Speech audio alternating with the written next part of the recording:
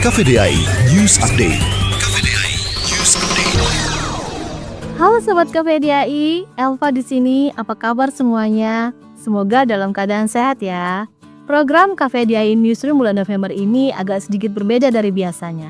Kali ini kita mau ngobrol-ngobrol dengan salah satu pemenang dari 5 pemenang utama Wonder Voice of Indonesia 2025. Kompetisi voice over terbesar di Indonesia yang tiap tahunnya jadi ajang unjuk diri para talenta suara dari seluruh negeri.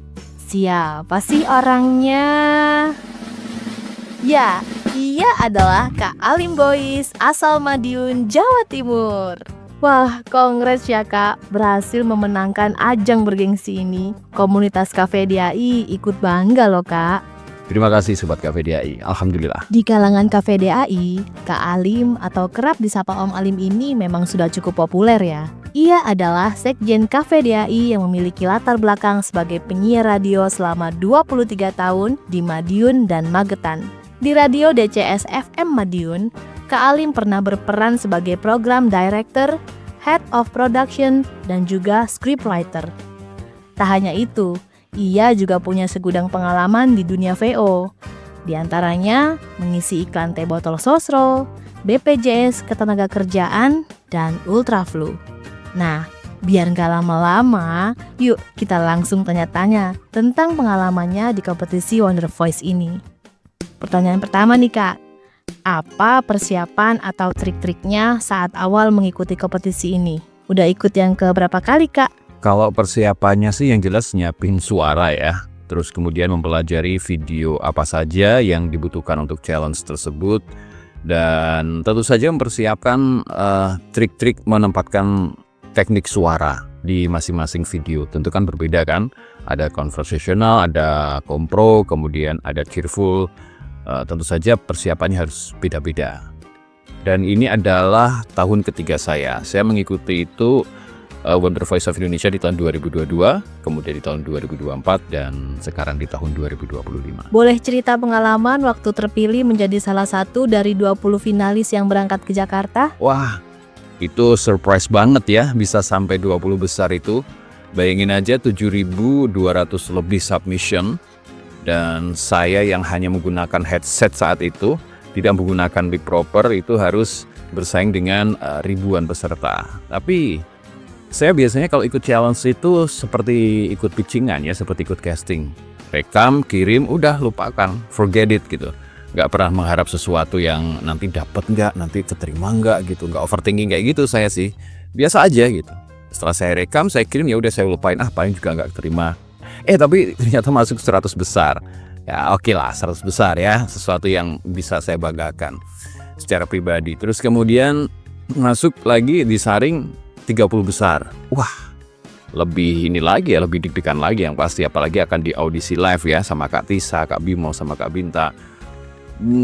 Kemudian setelah audisi 30 besar dan terpilih lagi 20 besar dan berangkat ke Jakarta. Masya Allah, itu satu karunia dari Allah yang luar biasa yang saya dapatkan ya. Salah satu mimpi saya untuk bisa rekaman di studio Jakarta akhirnya terwujud lewat Wonder Voice of Indonesia ini. Nah, ada nggak pengalaman yang paling berkesan? Boleh yang lucu, mengharukan, atau mungkin reminder buat Kak Alim sebagai VO talent? Pengalaman paling berkesan adalah ya tentunya terpilih menjadi 5 besar ya di Wonder Voice of Indonesia. Ya sekali lagi, ini sesuatu yang nggak saya harapkan sebenarnya. Artinya, saya tuh nggak ngarep-ngarep untuk bisa menjadi yang terbaik, untuk bisa menunjukkan ini loh aku gitu loh. Ini loh suaraku, enggak gitu. Saya tuh tujuannya waktu 20 besar terpilih ke Jakarta itu jujur hanya ingin belajar, ketemu sama mentor-mentor yang keren, kemudian menimba ilmu dari mereka, dan itu tadi bisa rekaman di salah satu studio besar di Jakarta itu merupakan satu impian saya. Entah nanti apakah saya akan meneruskan rekaman di sana atau tidak, itu urusan nanti, itu biar Allah yang ngatur. Yang penting salah satu impian saya untuk bisa rekaman di studio Jakarta itu sudah terwujud. Dan terima kasih buat Wonder Voice of Indonesia.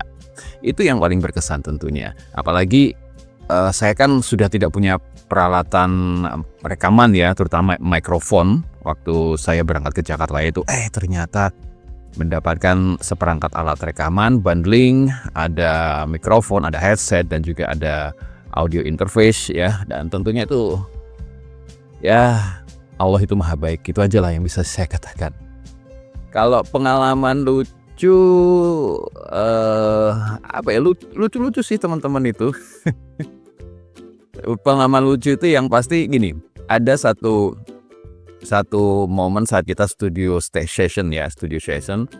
Ya, ini bisa dibilang lucu atau enggak ya, tapi yang jelas saat teman-teman yang lain itu sibuk melatih, kemudian mengartikulasikan atau menginterpretasi naskah, mencoba beberapa peran gitu.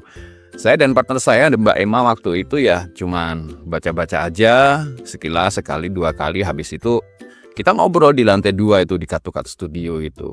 Ngobrol-ngobrol, kita nggak ngomongin soal studio session yang akan kita hadapi gitu ya, sedikit sih, cuman kita lebih banyak ngobrol itu tentang keluarga, kemudian bagaimana perasaannya, bagaimana berkomunitas, lebih ke membangun chemistry, karena mengisi suara apalagi berduet kan, chemistry itu perlu, bonding itu perlu agar di saat rekaman di studio itu akan berjalan dengan lancar. Dan alhamdulillah dengan bonding yang kita bangun, kita nggak terlalu memikirkan briefnya bagaimana, karena briefnya kan nanti akan dilakukan di dalam studio. Ya tos dulu, lancar Mbak, lancar, alhamdulillah. Kalau yang mengharukan ya di hari kedua ya di Cut Studio itu, hari kedua itu saya nggak tahu, tiba-tiba Chico itu manggil saya untuk bercerita, karena di hari pertama, hari sebelumnya itu saya bercerita tentang bagaimana perjuangan saya bisa sampai ke Jakarta, terus bagaimana saya melihat keluarga saya, dukungan dari istri dan anak-anak saya, dukungan teman-teman saya yang luar biasa, dukungan keluarga saya. Ya alhamdulillah saya itu dikelilingi oleh orang-orang baik, alhamdulillah, yang mendukung saya untuk berangkat ke Jakarta. Pokoknya saya dukung 100%. Nggak usah mikir yang macam-macam, tetap konsentrasi, jalankan pendidikan di sana dengan baik. Ya alhamdulillah, itu yang paling mengharukan buat saya. Terima kasih teman-teman semua, semoga Allah membalas kebaikan kalian. Kalau reminder sebagai VO talent, yang jelas yang pertama adalah attitude ya. Kita harus punya attitude yang baik kepada siapapun. Jangan pernah merasa diri kita itu merasa paling jago di antara yang lain gitu. Jangan pernah kita merasa paling pinter, paling bisa menguasai berbagai jenis voice acting dan lain sebagainya. Karena setiap orang itu dia punya ilmunya masing-masing. Setiap orang itu punya ciri khas, karakteristik masing-masing yang bisa kita tiru.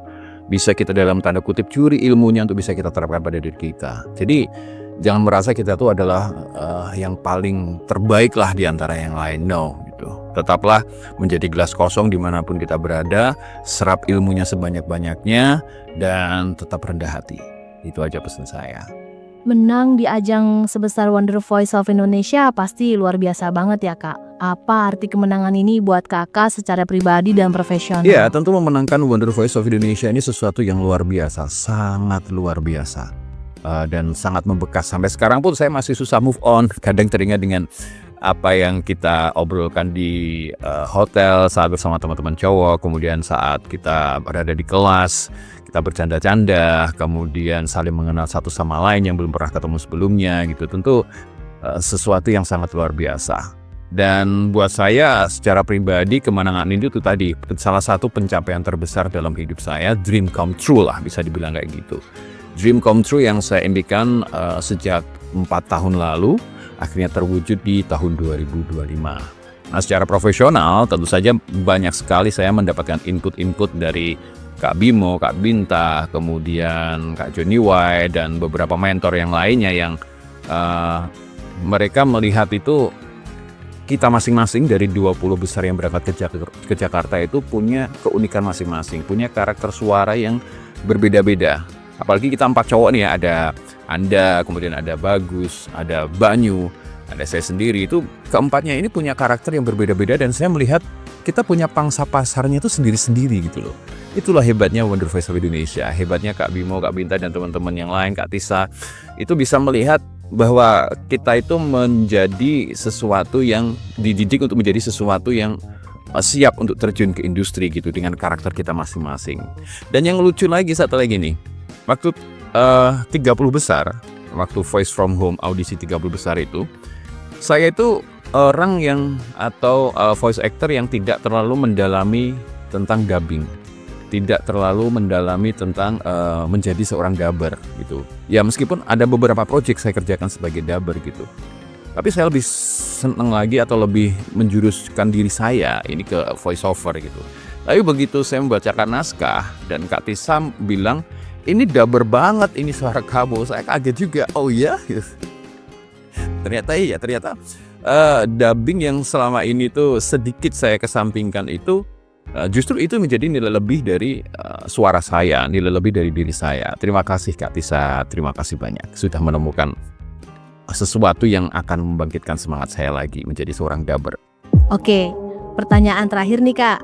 Buat teman-teman Cafe DAI yang juga pengen terjun di dunia voice over atau mungkin mau ikut kompetisi di tahun depan, ada pesan atau tip khusus nggak Kak? Buat teman-teman Sobat Cafe DAI yang ingin terjun ke dunia voice over, yang jelas harus banyak belajar dulu, gali ilmu yang sebanyak-banyaknya dari para mentor, ikuti kelas-kelas mau offline maupun offline ya, kan banyak sekali tuh yang beredar. Di mana saja, belajar tuh di mana saja, tidak hanya di 1-2 komunitas tertentu. Semuanya yang berkaitan dengan industri voice over pelajari ya.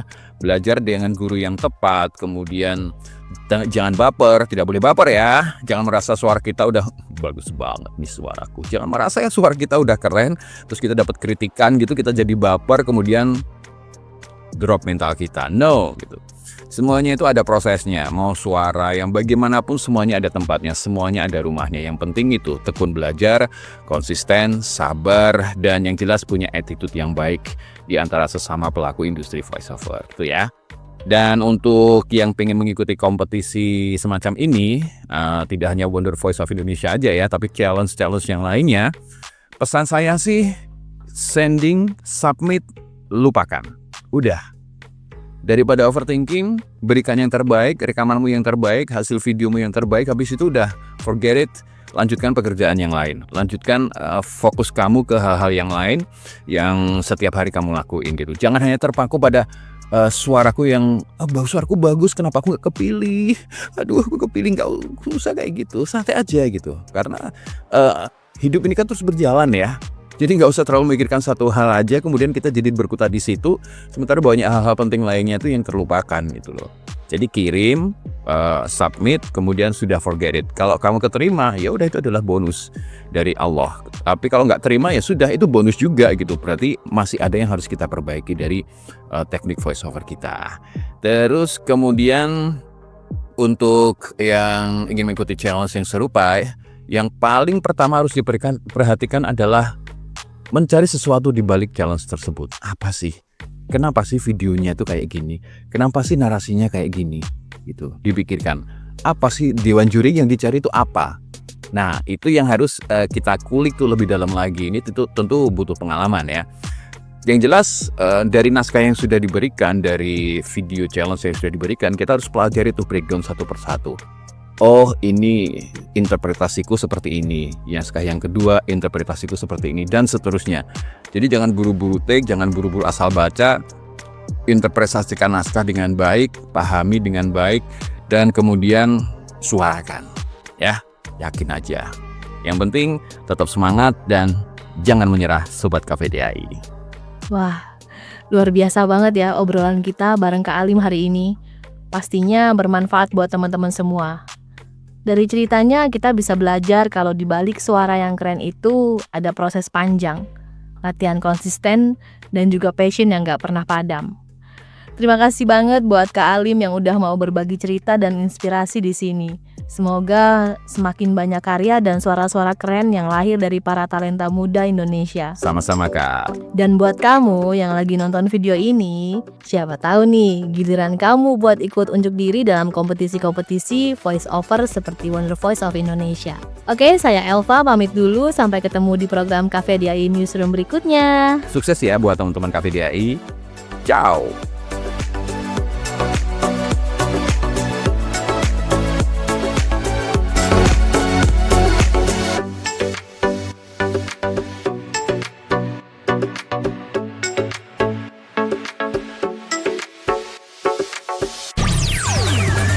Cafe DAI News Update.